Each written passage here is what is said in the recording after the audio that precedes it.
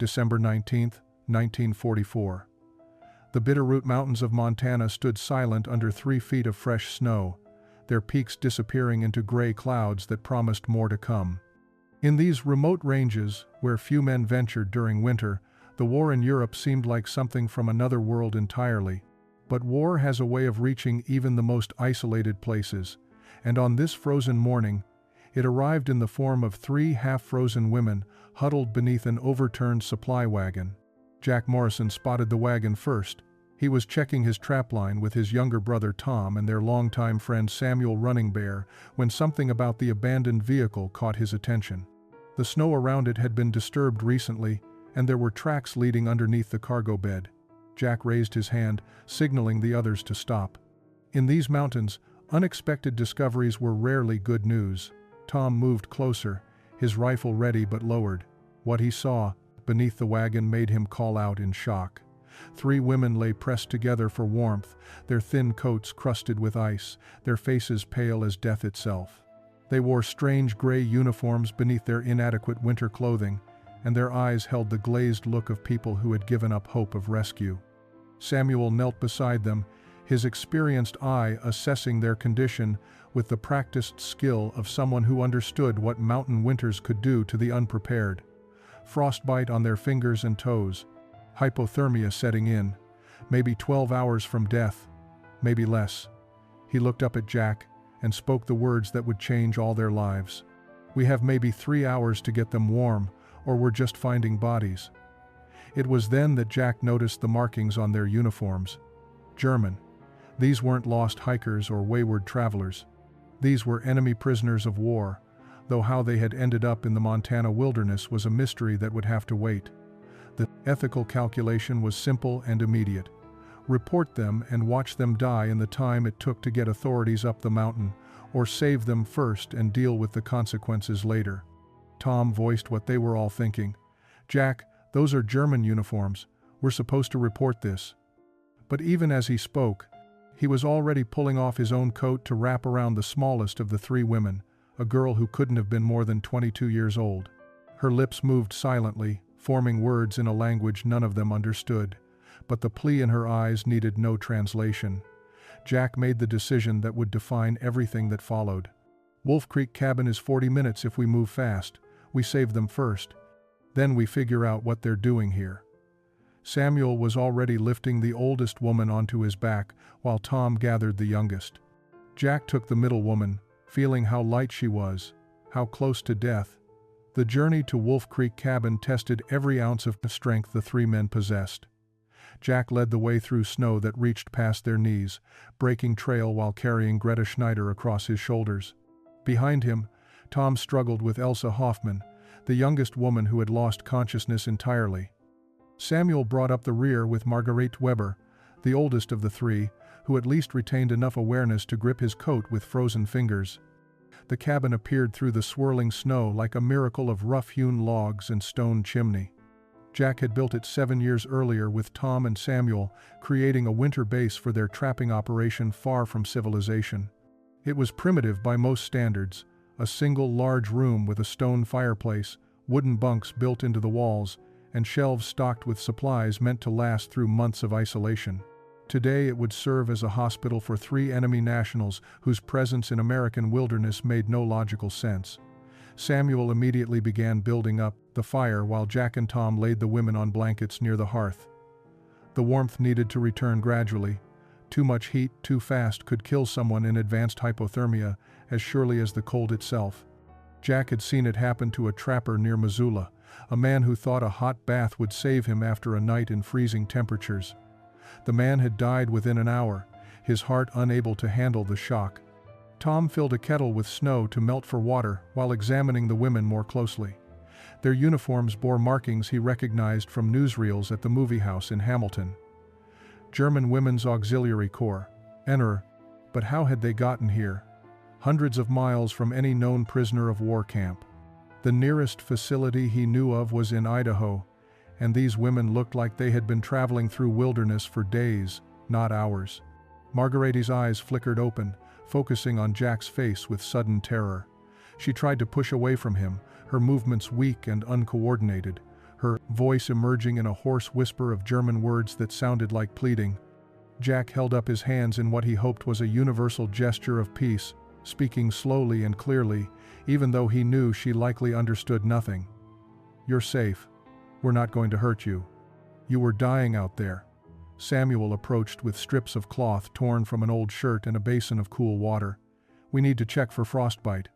If we don't treat it now, she could lose fingers or toes." He looked at Jack with an expression that carried weight beyond the immediate medical concern. "Once we warm them up and they can travel, we have to make a decision. These aren't lost civilians, Jack. These are enemy prisoners who either escaped or were in some kind of transport accident. Either way, there will be people looking for them." The implications hung heavy in the small cabin. By bringing these women here and treating them without immediately reporting their presence, the three men had already crossed a line. They had chosen mercy over protocol, human life over wartime regulations. Tom voiced the question none of them wanted to answer. What if they're dangerous? What if they were escaping for a reason? Jack looked at the three half-frozen women, now lying unconscious near his fire. Dangerous seemed like the wrong word for people who had nearly died beneath a wagon in a mountain blizzard. Night fell over Wolf Creek cabin with the temperature dropping to 20 below zero outside. Inside, the fire crackled and popped, casting dancing shadows across rough log walls, while three enemy nationals slowly returned to life under the watchful eyes of three American mountain men. The situation felt surreal, like something from a fever dream rather than the reality of wartime Montana. Elsa was the first to fully regain consciousness. Her eyes opened slowly, adjusting to the firelight, and then widened with absolute terror as she realized she was surrounded by men in a strange cabin. She tried to sit up too quickly, gasping in pain as feeling returned to her frostbitten fingers. A sound escaped her throat, something between a sob and a scream, and she scrambled backward until her back hit the wall. Tom instinctively raised his hands, trying to appear non-threatening, but his size and unfamiliar face only seemed to frighten her more. She spoke rapidly in German, her voice breaking with fear and exhaustion. The words meant nothing to the three men, but the emotion behind them was crystal clear. She thought they were going to hurt her, or worse. Samuel moved slowly into her line of sight, his weathered face calm and his movements deliberate. He had learned long ago that sudden gestures frightened wounded creatures, whether animal or human. He picked up a tin cup of warm broth they had prepared from dried venison and held it out to her, making drinking motions with his other hand. The universal language of offering food. Elsa stared at the cup as if it might contain poison. Her eyes darted between the three men, searching for intent, for danger, for whatever threat she had been trained to expect from American soldiers. But these men wore no uniforms, carried no visible weapons within reach, and the one offering her the cup had gentle eyes that reminded her painfully of her own grandfather back in Bavaria. Greta stirred next, her recovery faster than the others perhaps because she had maintained some consciousness during the journey to the cabin. She took in the scene quickly, her sharp eyes assessing every detail. When she spoke, her voice was stronger than Elsa's had been, commanding even in her weakened state. She said something in German that made Elsa go still, then turned to face Jack directly. He met her gaze steadily, noting the intelligence behind her eyes and the military bearing she maintained even while lying on the floor wrapped in borrowed blankets. This was a woman accustomed to authority, to making decisions, to taking charge of difficult situations. She spoke again, this time more slowly, trying what little English she possessed. "American soldiers?" she asked, the words heavily accented but understandable. Jack shook his head. "Trappers. Mountain men. We found you under a wagon. You were freezing to death." He spoke slowly, using simple words, hoping some might penetrate the language barrier. "You're safe here." Greta translated rapidly to Elsa in German, and the younger woman's posture shifted slightly, some of the raw terror leaving her eyes. But suspicion remained, and why wouldn't it? They had no reason to trust their captors, and every reason to fear what would happen when these men decided what to do with three escaped German prisoners. Margaretti woke last, her return to consciousness marked by a violent coughing fit that racked her entire body. Samuel was beside her immediately, helping her sit up so she wouldn't choke. Morning arrived cold and bright, sunlight streaming through the cabin's small windows and illuminating a scene of uneasy coexistence. The three German women sat together on one of the bunks, wrapped in every spare blanket the cabin possessed, watching their rescuers with a mixture of gratitude and fear. The three mountain men moved about their morning routines, acutely aware of being observed, each small action scrutinized for signs of threat or intent. Jack had spent half the night awake, wrestling with the decision that couldn't be delayed much longer. The storm had passed, leaving the mountains buried under fresh snow but the sky clear enough for travel. He could make it down to Hamilton in 2 days if he pushed hard, could report the situation to authorities and let them handle 3 escaped prisoners of war. It was the legal thing to do, the patriotic thing to do. Yet something stopped him from making that choice, something he couldn't quite articulate even to himself. Tom stood at the stove, stirring a pot of thick soup made from dried vegetables, venison, and wild onions. The smell filled the cabin, rich and nourishing, and he noticed how the women's eyes followed his movements with an intensity that spoke of genuine hunger. He wondered when they had last eaten a real meal. Their gaunt faces and hollow cheeks suggested it had been days, maybe longer. When the soup was ready, Tom ladled generous portions into tin bowls and approached the women slowly. He held out the first bowl to Margarete, who appeared to be the eldest and perhaps the leader of their small group. She hesitated for a long moment before accepting it, her frost-bitten fingers clumsy around the warm metal. She said something softly in German that sounded like gratitude. Elsa took her bowl with both hands, cradling it as if it were something precious. She brought it to her face, breathing in the steam, and tears suddenly streamed down her cheeks. The sight of a young woman crying over a simple bowl of soup struck something deep in Tom's chest.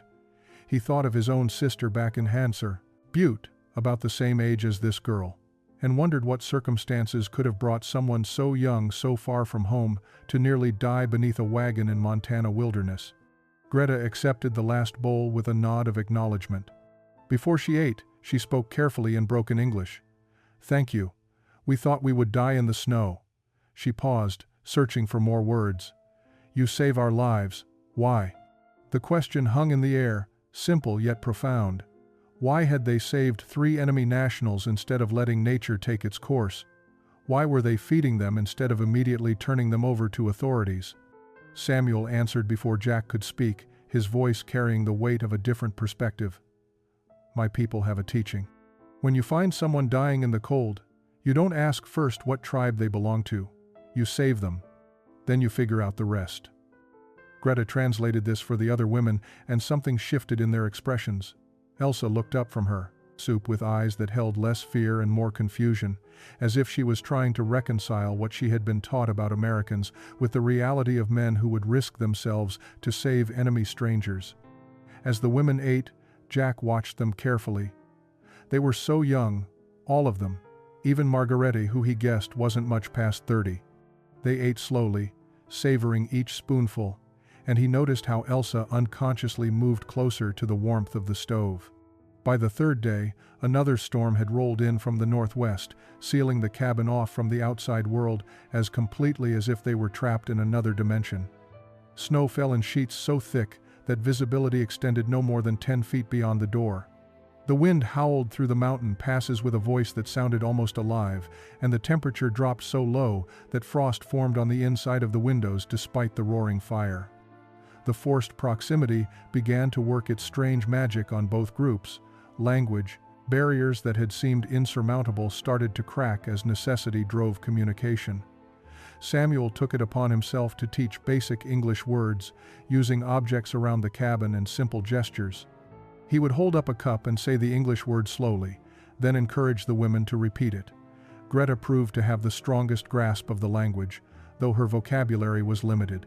Elsa learned quickly, her young mind adapting with the flexibility of youth.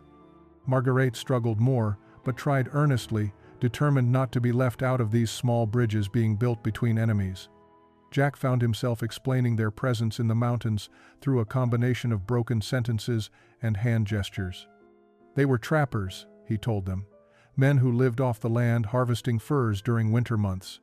They weren't soldiers, hadn't been drafted because their work was considered essential to the war effort. providing materials for military clothing. He wasn't sure how much the women understood, but Greta listened intently and translated what she could for the others. In return, the women began to share fragments of their own story. Greta's English was just good enough to piece together the basics. They had been part of a transport convoy moving prisoners from a camp in Washington state to a new facility in Wyoming. Their truck had skidded off a mountain road during the first storm. The driver and 2 guards had gone for help, telling the women to stay with the vehicle. That had been 4 days ago. No one had returned. Eventually, desperate and freezing, they had tried to find shelter and stumbled upon the abandoned wagon. Tom listened to this explanation with growing anger, not at the women but at whoever had left 3 prisoners alone in mountain wilderness during winter. Even enemy prisoners deserved better than being abandoned to freeze to death. The callousness of it violated something fundamental in his understanding of how men should behave, even at wartime. The daily routines of cabin life gradually included the women. Elsa, recovering her strength, began helping Tom with meal preparation. She couldn't explain recipes in English, but she could demonstrate techniques, her hands moving with practiced efficiency as she showed him a different way to knead bread dough. The result was surprisingly good, lighter and fluffier than anything Tom had managed on his own. He found himself looking forward to cooking alongside her. Their communication reduced to smiles and nods, but somehow more genuine than many conversations he had with people who spoke his language. Margarete proved invaluable with mending. She noticed the pile of torn clothing and worn socks the men had been ignoring for months and simply began repairing them without being asked. Her stitches were neat and strong, the work of someone who had been trained in practical skills. Jack watched her transform his favorite shirt, torn beyond what he thought could be salvaged, into something wearable again. When he tried to thank her, she simply nodded and continued working, but he saw something in her expression that looked almost like contentment. Greta took on the role of mediator and translator, her stronger English making her the natural bridge between the 2 groups. The storm finally broke on the 7th day, leaving the world outside blanketed in pristine white silence. But the peace that surrounded Wolf Creek cabin was shattered that same afternoon when Samuel managed to coax the old battery-powered radio back to life. The device crackled and hissed, cycling through static until finally a news broadcaster's voice emerged, tinny but clear enough to understand. What they heard changed everything. The broadcaster spoke of Allied advances deep into Germany, of cities falling one after another, of a Reich crumbling faster than anyone had predicted. But then came reports of something else entirely, something that made Jack reach instinctively to turn up the strain. Volume. American and British forces had liberated concentration camps. The broadcaster's voice struggled to describe what soldiers had found. Places with names like Dachau and Bergen-Belsen, facilities that existed for purposes so dark that even hardened war correspondents could barely articulate what they had witnessed. Greta understood enough English to grasp the essential horror. Her face went ashen, and she began translating rapidly for Margarete and Elsa, her voice shaking. The younger woman's hands flew to her mouth, muffling a sound of anguish. Margarete simply closed her eyes, her lips moving in what might have been prayer or might have been denial. The broadcast continued with eyewitness accounts from American soldiers, descriptions of mass graves and skeletal survivors, of systematic murder on a scale that seemed impossible to comprehend. The broadcaster mentioned numbers, hundreds of thousands, possibly millions, all of it done in the name of the Reich these women had served. Jack watched their faces carefully, trying to read whether they had known, whether they had been complicit, or whether they were genuinely learning this horror for the first time. Elsa began to sob, her whole body shaking with the force of emotions she couldn't contain. She spoke rapidly in German, her words tumbling over each other, and Greta translated through her own tears. She says she didn't know. She was a clerk, a typist in an office. She joined the Women's Auxiliary Corps because she thought she was helping defend Germany from invasion. She never saw anything like what the radio describes. She swears she never knew. Tom wanted to believe her, wanted to think that these 3 women huddled in their cabin were innocent of the crimes being revealed. But how could anyone serve a system and not know what it was doing? The question hung unspoken in the air, poisoning the fragile trust that had been building over the past week. Marguerite spoke next, her voice steady despite the tears on her face. Greta translated haltingly. She says she was a nurse. She treated wounded soldiers, German boys who came back from the front broken and dying. She thought she was doing God's work, saving lives. She never questioned what the war was truly about. She says that was her sin, not asking questions, not demanding to know the truth. Samuel turned off the radio, unable to listen anymore. The silence that followed felt heavier than any sound. He looked at the three German women, seeing them differently now, not just as people who needed help but as representatives of something monstrous that had been unleashed upon the world. Yet they sat there crying, their grief and shame appearing genuine, their horror at the revelation seeming as real as his own. Jack struggled with the arithmetic of responsibility. These women had worn the uniform, had served the Reich in various capacities, had been part of the machinery that enabled such horrors. But they were also young, had been told they were serving their country's defense, and now sat in a Montana cabin, confronting the reality that they had been deceived into serving evil. The days following the radio broadcast were marked by a tension that made the cabin feel smaller, the air heavier. The easy camaraderie that had been developing between captors and captives dissolved into awkward silences and careful distances. Jack caught himself watching the women differently, wondering what else they might not have known, what truths they might still be hiding. The women, in turn, seemed to shrink into themselves, their shame visible in every lowered gaze and hesitant movement.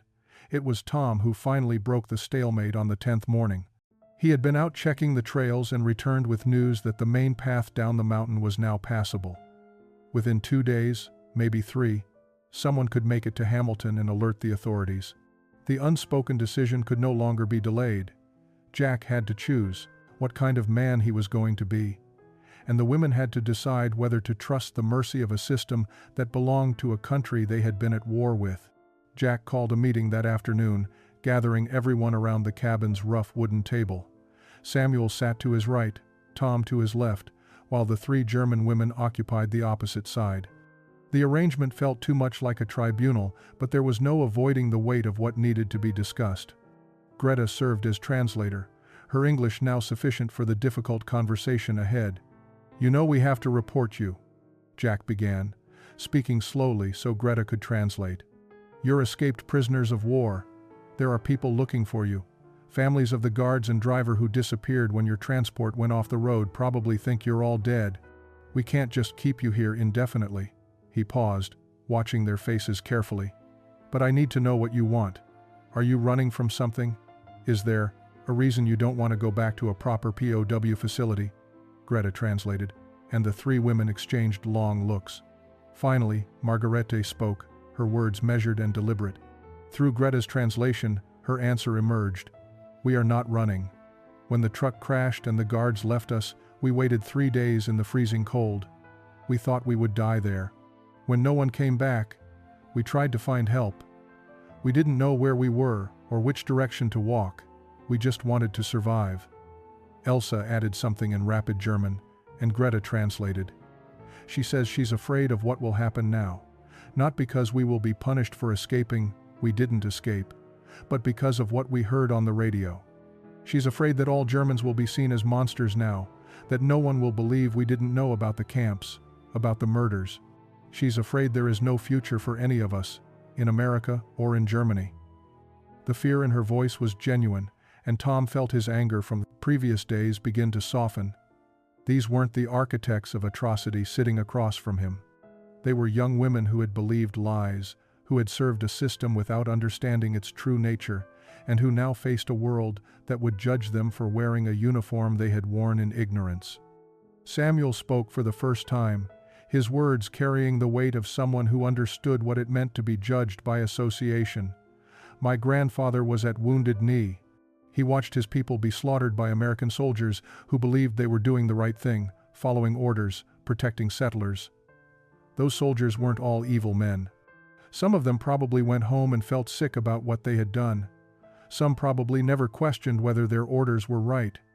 He looked directly at the 3 women. The decision was made to wait until spring before contacting authorities. It wasn't surrender to sentiment, but rather practical necessity, combined with moral complexity, that none of them could fully articulate. The trails remained treacherous. Another storm was forecast within days, and rushing down the mountain seemed less urgent than understanding what justice actually meant in this particular situation. Winter deepened its hold on the Bitterroots, and the cabin became a world unto itself. The 6 people inside developed rhythms of coexistence that transcended their supposed roles as captors and captives. Each person found their place in the daily survival that mountain living demanded, and the women proved themselves far more capable than anyone had initially assumed. Marguerite took over most of the cooking, transforming their limited supplies into meals that actually tasted like something worth eating. She had a gift for stretching ingredients, for making dried venison and winter vegetables into soups and stews that warmed not just bodies but spirits. Jack found himself looking forward to dinner in a way he never had during previous winters when the meals were just fuel for survival. Elsa discovered an aptitude for organization that transformed the chaos of the cabin into something approaching order. She created systems for storing supplies, for tracking what they had and what they needed, for managing resources through the long months ahead. Tom watched her work with something approaching awe, realizing that her mind operated with a precision his never could. Greta became their chronicler, writing in a journal she had created from spare paper and leather scraps. She documented their days with careful detail, recording not just events but conversations, observations about how 6 strangers from 2 warring nations learned to live together. She wrote in both German and English, teaching herself more of the language with each entry, and sometimes she would read passages aloud, translating between languages so everyone could hear their story taking shape.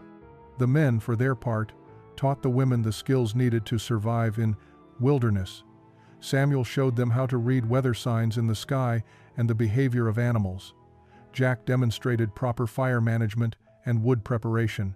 Tom taught them about the plants and herbs that could be used for medicine or food, knowledge his grandmother had passed down to him. But the real education happened in the spaces between tasks, in the conversations that occurred during long evenings around the fire. They talked about their lives before the war, about families and homes and dreams that seemed to belong to different people entirely. Elsa spoke about wanting to be a teacher. Margarete revealed she had studied music before the war. Greta admitted she had once dreamed of becoming a journalist, of telling true stories about the world. The mountain was teaching them all something fundamental about humanity. That people were more than their uniforms, more than their nationalities, more than the sides they had been assigned in a conflict they barely understood. Herein, the isolation of Wolf Creek Cabin, they were simply 6 people trying to survive winter together, and that shared struggle created bonds stronger than propaganda or politics.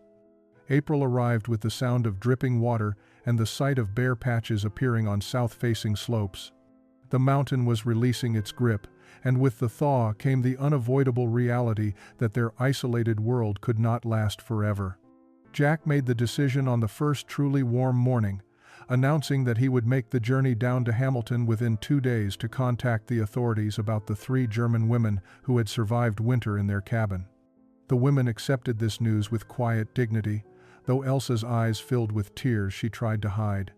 They had known this moment would come, had discussed it among themselves during long nights while the men slept. Greta had prepared a written account of everything that had happened, from the truck accident to their rescue, to the months of learning to trust former enemies. She hoped it might help authorities understand they had not escaped, but had simply tried to survive. On the morning of Jack's departure, Margarete approached him with something wrapped in cloth. Inside was a carved wooden eagle, intricate and beautiful, something Samuel had been working on during evening hours. "He wanted you to have this," she said in careful English that had improved dramatically over the months. To remember that some things transcend the conflicts men create. The journey down the mountain took Jack 3 days of hard travel through melting snow and swollen streams. When he finally reached Hamilton and contacted the military authorities at Fort Missoula, the response was not what he expected. The 3 women were not listed as escaped prisoners but as deceased, killed in a transport accident in December, along with their guards and driver. The army had conducted a brief search when the convoy failed to arrive, found the wrecked truck and evidence suggesting no survivors, and closed the case. Jack now faced an unexpected choice. He could reveal that the women had survived, which would likely lead to their return to a POW facility and eventual repatriation to a devastated Germany. Or he could stay silent and help them disappear into the vastness of post-war America, where thousands of displaced persons were already being resettled. The decision kept him awake in his hotel room that night, wrestling with duty versus mercy. In the end, Jack chose a middle path. He contacted a priest he knew in Idaho who worked with refugee resettlement, explaining the situation in careful terms. Through this connection, arrangements were made for the 3 women to be processed not as escaped POWs, but as displaced persons who had survived a transport accident. There would be paperwork, interviews, and eventual sponsorship requirements, but there would also be a chance at new lives. When Jack returned to the cabin with this news, the relief on the women's faces was profound. They would leave Wolf Creek not as prisoners being returned to captivity, but as survivors being given an opportunity for redemption. Samuel insisted on guiding them safely down the mountain himself, ensuring they reached the priest in Idaho who would help them navigate their transformation from enemies to immigrants. August 9, 1969. 3 cars wound their way up the mountain road toward Wolf Creek, carrying passengers who had made this journey with a sense of pilgrimage rather than simple nostalgia. Elsa Hoffman Martinez sat in the first vehicle beside her husband Carlos and their 2 teenage daughters, watching the familiar peaks emerge through the windows with emotions she couldn't quite name. Behind them came Margarete Weber-Klein with her son, a medical student at University of Montana. The third car carried Greta Schneider, now a published author and journalist, accompanied by her editor who had insisted on documenting this remarkable reunion. The cabin stood exactly as they remembered it, weathered by 2.5 decades of mountain storms but still solid, still sheltering. Jack Morrison waited on the porch, his hair now completely gray but his posture still strong. Tom stood beside him, and Samuel sat in a chair carved from lodgepole pine, his face deeply lined but his eyes still sharp and knowing. The women emerged from their vehicles slowly, almost reverently, as if approaching sacred ground. Because that was what this place had become for them, the site of their transformation from enemies to human beings, from prisoners to people with futures worth building. Elsa was the first to reach the porch, and she embraced Jack with tears streaming down her face, speaking in perfect English that carried only the faintest trace of accent. "You saved more than our lives that winter. You saved our souls." Inside the cabin, over coffee and bread that Margarete had baked that morning using the same techniques she had learned here, they told their stories. Elsa had married a Mexican-American soldier she met while working at a displaced persons center in Idaho. She had become a teacher as she once dreamed, educating 2 generations of children in Boise about the importance of questioning authority and thinking for themselves. Margarete had finished her nursing degree and spent 20 years working in hospitals across Montana, caring for the sick with a dedication that her son said bordered on religious devotion. She had never married, claiming her work was her family, but her eyes held a contentment that spoke of a life lived with purpose. Greta's path had been the most public. She had indeed become a journalist, writing extensively about reconciliation, redemption, and the complicated legacy of ordinary Germans who served a monstrous regime without understanding its true nature. Her book about displaced persons in post-war America had won awards and changed immigration policy. She had returned to Germany twice, writing articles that helped bridge the gap between former enemies. As evening approached and golden light filled the cabin, the children and the editor wandered outside, leaving the original 6 alone together. They sat in comfortable silence, these people who had learned the most important lesson of all in this rough mountain shelter. That humanity transcends nationality, that mercy is stronger than judgment, and that sometimes the greatest act of patriotism is choosing compassion over duty.